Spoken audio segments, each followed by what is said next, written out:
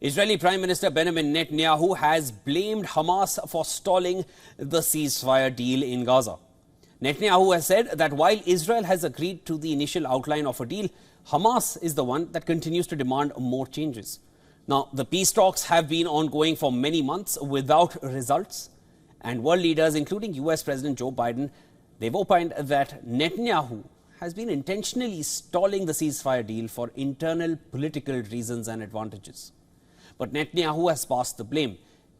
He says that the deal is delayed because of Hamas and that Hamas has not backed down from its demand from Israel to end the war.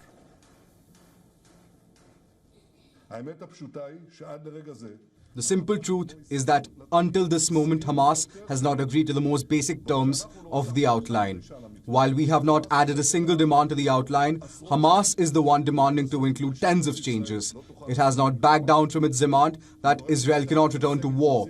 It demands from us to withdraw from Philadelphia corridor and the Rafah crossing. It's lifeline that will allow it to rearm and again grow stronger. It's important to establish the principle. We are not leaving there. Netanyahu's statement comes after diplomatic efforts in Cairo ended without progress. A high-level Israeli delegation made a brief visit to the Egyptian capital on Saturday in an attempt to resume Gaza ceasefire negotiations. According to Israeli media, the officials returned to Israel just hours later.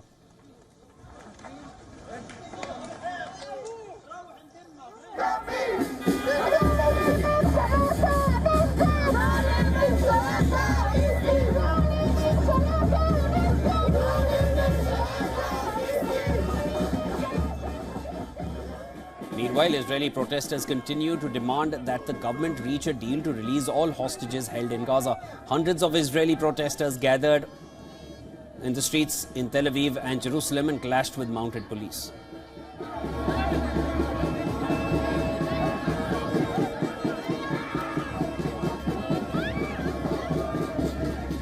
Waving the Israeli flag and chanting, protesters held banners and marched on. The families of the hostages called on Prime Minister Benjamin Netanyahu to step down if he does not finalize a deal to bring back the hostages still held captive in Gaza.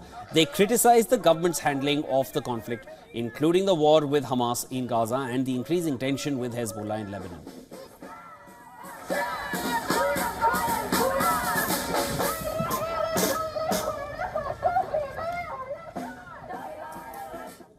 In the absence of a deal, cross-border fire between Israel and Hamas has continued, and this as Israel also braces for a serious escalation at its northern border with Lebanon.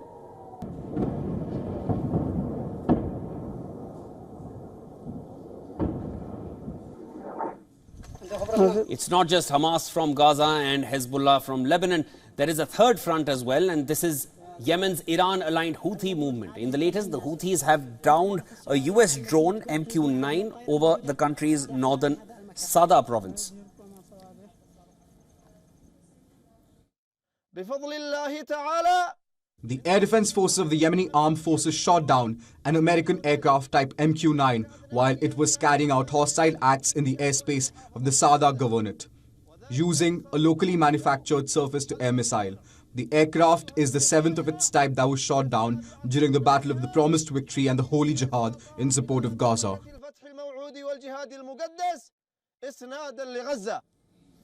On the same day, Houthis also targeted a Liberia-flagged container vessel in the Gulf of Aden. The MV Groton was attacked by ballistic missiles. These attacks are the first to be claimed by the Houthis since Israel carried out a retaliatory airstrike against them in Hodeidah port just 2 weeks ago. The strike was launched on the 20th of July, a day after a Houthi drone hit Tel Aviv, and that was just about 100 meters from the American embassy in the Israeli capital.